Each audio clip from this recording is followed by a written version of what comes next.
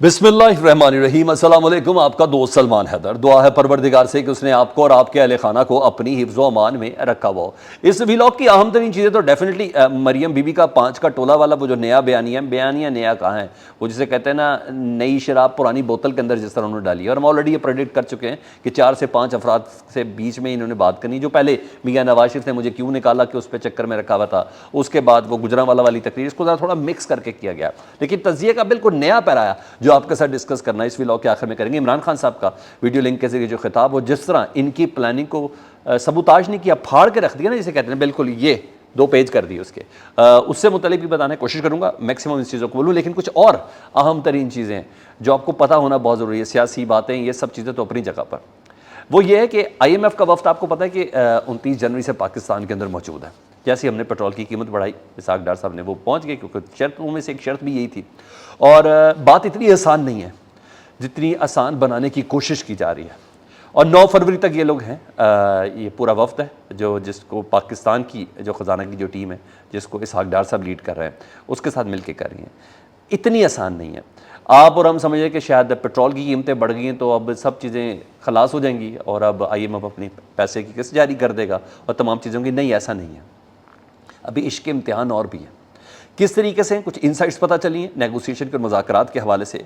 IMF ने हुकूमत से प्लान मांगा है उनकी कैपेसिटी और कैपेबिलिटी देख के कि आप हमें प्लान दें ताकि हमें आपसे धोखे का एहतमाल है। उनको तो बहुत अच्छे से पता है ना इस हुकूमत का कि कितना अरसा रहनी है, कितना अरसा रहनी है और कितनी कैपेसिटी है और कितना वज़न उठा सकती है ये हुकूमत।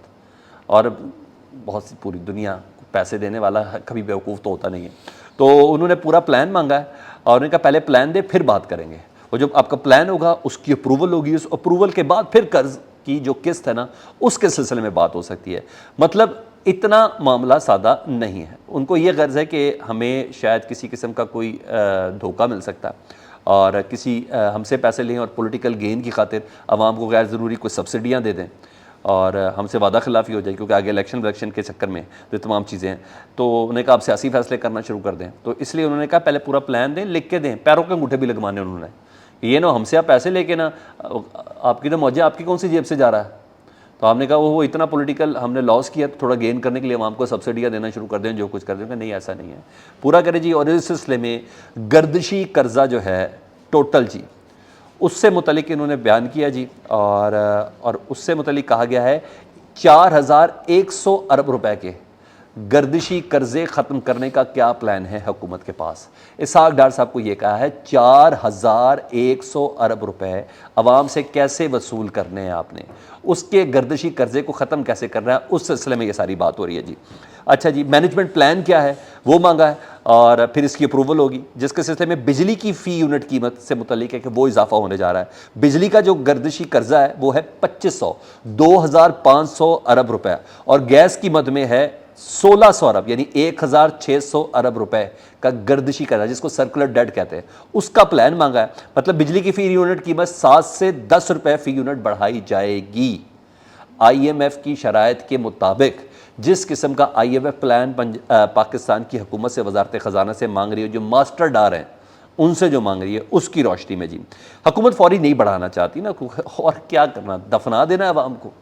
वो जो 2-4 वोट का जो डर है या ख्वाहिश है, उसकी उम्मीद को भी ख़त्म कर देंगे। उन्होंने कहा नहीं, थोड़ा सा होगा, थोड़ा देर से करना चाह रहे हैं। और मगर नहीं, वो कह रहे हैं कि अगस्त तक हुकूमत कह रही है हम कर लें। और गैस की कीमतों के हवाले से भी पता चल रहा है कि जी गर्मियों में गैस की जो कीमतें ना वो 3 गुना तक बढ़ जाएंगी। तो आप ये ध्यान में रखिएगा कि सिर्फ प्लान करने से, गुफ्तगू करने से या सिर्फ पेट्रोल की कीमत बढ़ी नहीं है, अभी गैस पे भी आपके ऊपर आना है, अभी बिजली के ऊपर भी आना है। और ये पेट्रोल और डॉलर की वजह से तो बाकी रोज़मर्रा की ज़िंदगी तो आपको पता ही है कैसे तंग हो चुकी है। दालों से लेके सरफ, सरफ से लेके अचार, अचार से लेके दूध, एक एक चीज़ महंगी हो चुकी है, पहुंच से दूर हो चुकी है। तो IMF जब तक 9 फरवरी तक है ना, आपको ऐसे बड़े छोटे मोटे धमाके मिलने हैं, मगर ये बताना आपको लिए बहुत ज़्यादा ज़रूरी था ताकि ऐसा ना हो कि हम गुमराही में मारे जाए। एक तरफ ये कह रहे हैं KPK में नक्शे अमन है, दहशतगर्दी के वाक़यात हो रहे हैं, सिक्योरिटी थ्रेट है और सियासतदानों को निशाना बनाना है तालिबान ने, दहशतगर्दों ने, और सियासी शख्सियात को अलर्ट जारी किया गया। दूसरी तरफ PTI के जो सियासतदान है ना, उन्हीं से सिक्योरिटी वापस ले ली गई है। पहले इमरान खान साहब ने ले ली थी, पंजाब से सिक्योरिटी वापस ली थी, और अब असद कैसर जो स्पीकर थे कौमी असम्बली के और KPK की सियासत में आम नाम है उनका, उन्होंने भी कहा है कि मुझसे सिक्योरिटी वापस ले ली है। जहाँ से इलेक्शन लड़ना है, जहाँ से हमने इलेक्शन कैंपेन करनी है, और ख़तरा ज़ाहिर किया कि हमारे रहनुमाओं से सिक्योरिटी वापस ले रहे हैं। असद कैसर साहब कह रहे हैं ले ली है, और ये जिस वक्त सिक्योरिटी ली है उस वक्त सबसे ज़्यादा ज़रूरत थी हमें सिक्योरिटी की। मतलब उनका ये कहना है कि कुछ भी हुआ ना तो इसकी ज़िम्मेदार हुकूमत होगी, क्योंकि हुकूमत ने हमसे सिक्योरिटी वापस ले ली है। तो प्लानिंग के तहत हो रहा है या नहीं हो रहा मुझे ये तो नहीं पता, लेकिन इन बातों से ऐसा लग रहा है कि मारना नहीं चाह रही है हुकूमत PDM की, लेकिन मारने के मौके ज़रूर फराहम कर रही है अगर ये सिक्योरिटी वापस ले रही है। ऐसे इंतहा होती है। दूसरा, फवाद चौधरी साहब की ज़मानत हुई, मैंने कहा वो बताया नहीं, मशरूत ज़मानत है। सेशन जज ने वार्निंग दी है कि दोबारा आपने ऐसा नहीं करना, ऐसा नहीं कहना, आपने पार्लियामेंटेरियन को इस तरह की बात नहीं करनी चाहिए। यानी मैं यूँ कर शॉर्ट कह लूँ कि जेल का ताला टूट गया, फवाद चौधरी छूट गया, हाँ ये तो सब है, लेकिन इनके इस छूटने पर, इस मशरूत छूटने पर भी तनकीद हो रही है अदालत के ऊपर कि अगर तनकीद ही बंद कर दी जाएगी तो फिर जमहूरियत कहाँ रह जाएगी, इदारों पे तनकीद भी नहीं कर सकते। तो ये तक तो कहा जा रहा है। दूसरा, मोहसिन नकवी साहब की भी थोड़ा आज सॉफ्टवेयर अपडेट हुआ है। इनकी पूरी टीम में सिर्फ IG डॉक्टर उस्मान जो है ना अनवर, वो ही एक बेहतरीन आदमी है, अपराइट आदमी है। अदरवाइज़ बाकी की सारी फील्डिंग इसलिए खड़ी की है किसी तरह इमरान खान को कंप्रेस किया जा सके, PTI को किस तरह दबाया जा सके, अदरवाइज़ और कुछ भी नहीं है। और अदालत ने इन चीज़ों को देख भी रही है। PTI ने बाकायदा शिकायत की हुई थी हाई कोर्ट में, तो जस्टिस शाहिद करीम ने वार्निंग दी है मोहसिन नकवी साहब को, निगरान वज़ीर आला को, कि अपनी हद में रहकर हुकूमत करें, और बल्कि शटअप कॉल दे दी, ये ज़्यादा बेहतर है। उन्होंने कहा लॉ अफसर की आपकी कब से जिम्मेदारी होगी कि लॉ अफसर की ड्यूटी लगाएं, आपका काम है इलेक्शन कराएं और टाइम पे कराएं, बस, इससे ज़्यादा नहीं। तो यानी चलो कोई तो है वो नोटिस ले रहा है, तो ये एक खुशआइंद चीज़ है। अब आ जाऊँ ज़रा मरीम नवाज़ साहबा के ताबड़तोड़ हमलों के ऊपर। वो इसकी सारी तमीद मैंने इसलिए बांधी थी, मैंने आपको कहा था ना ये बयानिया बनाने की कोशिश करेंगे, कोई नया बयानिया नहीं है, खुदा की कसम बड़ा अफसोस हुआ। लोग तो जैसे वैसे आए, कोई शक नहीं, वर्कर्स कन्वेंशन था, एक जलसे की शक्ल इख्तियार कर गया था, कोई शक नहीं। वो किस पर आया, क्या हुआ, किसको कितना टारगेट था, ये सारी बातें हम कर चुके हैं। किसी के जलसे की में बहुत ज़्यादा लोग होना किसी के इलेक्शन की फ़तह की गारंटी तो नहीं है, ये तो मुझे भी बहुत अच्छे से पता चल चुका है। ऐसे कई लोग हैं जो नून लीग के सपोर्टर है मगर आते नहीं हैं, ऐसे कई लोग हैं दुनिया है कि जो PTI के सपोर्टर है मगर जलसे पे नहीं आते हैं। लेकिन बहरहाल आज वर्कर्स कन्वेंशन था, भावलपुर से उसका आगाज़ हुआ।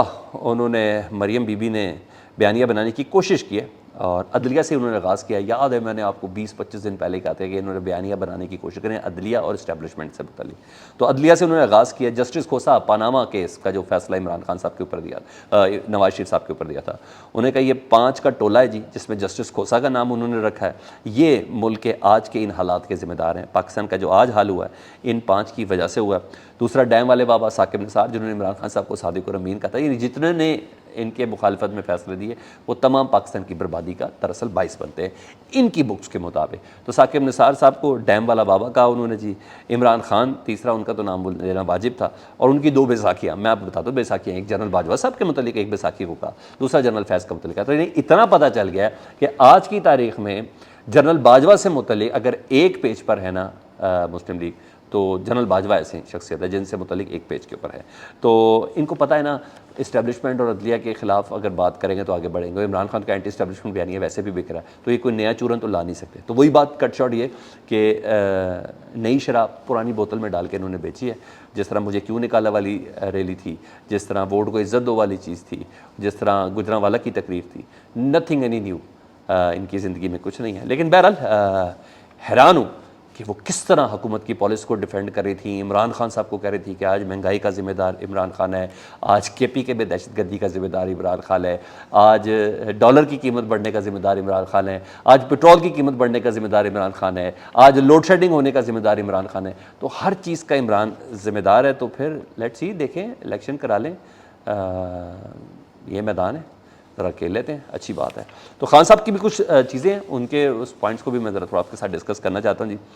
खान साहब ने बता दिया कि जी पेशावर वाक़े पर ये लोग सियासत कर रहे हैं, बार बार इमरान खान साहब का नाम ले रहे हैं। इमरान खान साहब की हुकूमत है इस वक्त, खुदा का को खौफ करें यार, इमरान खान ने रोकना है इसको। उन्होंने कहा सियासत की जा रही है। जनरल बाजवा से मतलब उन्होंने कहा हम हमेशा एक पेज पे थे, लेकिन हमारा पेज डिफरेंट कहाँ से हुआ, जब उनकी एक्सटेंशन दी गई। एक्सटेंशन देने के बाद उन्होंने ये कहा कि इन लोगों का एहतसाब ख़त्म कर दें, नैब को भी ख़त्म कर दें।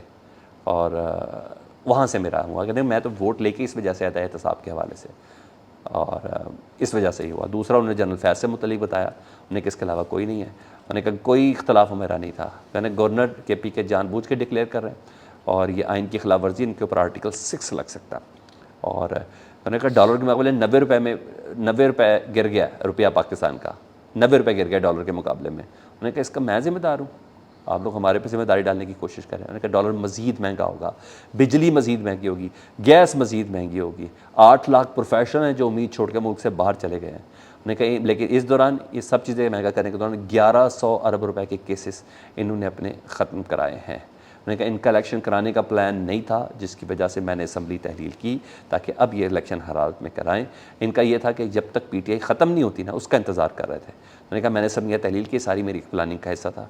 और उन्होंने कहा ये अब भी दहशतगर्दी को, मैंने कहा ना खान साहब होने से पहले बताना शुरू करते हैं और इतना डंडोरा पीटते हैं, उसको इस हद तक तगड़ा तरीके से बयान कर देते हैं कि जिन्होंने प्लानिंग उस तरह की एग्जीक्यूट करनी होती है ना वो भी सोचना शुरू हो जाते हैं। उन्होंने कहा ये दहशतगर्दी की आड़ लेकर इलेक्शन मुअत्तल कराना चाहते हैं। रही बात गवर्नर्स, इन्होंने आइन की खिलाफ वर्जी की है, अभी तक ख़त ना लिख के। फीडबैक से मुतल्लिक ज़रूर आगा कीजिएगा, अपना बहुत ख्याल रखें। अल्लाहुम्मा सल्ली अला मुहम्मद व आले मुहम्मद।